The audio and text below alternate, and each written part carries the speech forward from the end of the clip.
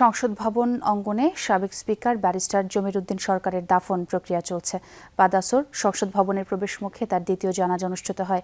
জানাজায় অংশ নেন জাতীয় সংসদের স্পিকার হাফিজ উদ্দিন আহমদ, প্রধানমন্ত্রী তারেক রহমান, বিরোধী দলীয় নেতা ডাক্তার শফিকুর রহমান। এ সময় মন্ত্রী পরিষদের সদস্যরা, সরকারি ও বিরোধী দলের সংসদ সদস্যরা উপস্থিত ছিলেন। জানাজা পূর্ব সংক্ষিপ্ত বক্তব্যে সরকারি দলের পক্ষ থেকে স্থানীয় সরকার মন্ত্রী মির্জা ফখরুল ইসলাম আলমগীর ও বিরোধী দলের পক্ষ থেকে জামায়াত আমির ডাক্তার শফিকুর রহমান বক্তব্য রাখেন। তারা ব্যারিস্টার জমির উদ্দিন সরকারের দীর্ঘ রাজনৈতিক জীবনের স্মৃতিচারণ করেন এবং তার রুহের মাগফিরাত কামনা করেন। স্পিকার তার বক্তব্যে বলেন, তিনি এমন একজন মানুষ ছিলেন যাকে নিয়ে কারো অভিযোগ ছিল না।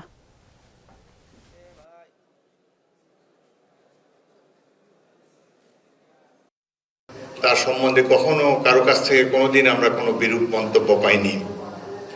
এই সংসদকে তিনি স্পিকার হিসাবে দক্ষভাবে পরিচালনা করেছেন। আমি কয়েকটি সংসদে তার সহকর্মী ছিলাম, মুগ্ধ হয়ে তার সংসদ পরিচালনা দেখেছি। রাজনীতিতে তার সবচেয়ে বড় যে জিনিসটা আমাদের কাছে মনে হয় যে তিনি গণতন্ত্রের ব্যাপারে ছিলেন একেবারে অবিচল।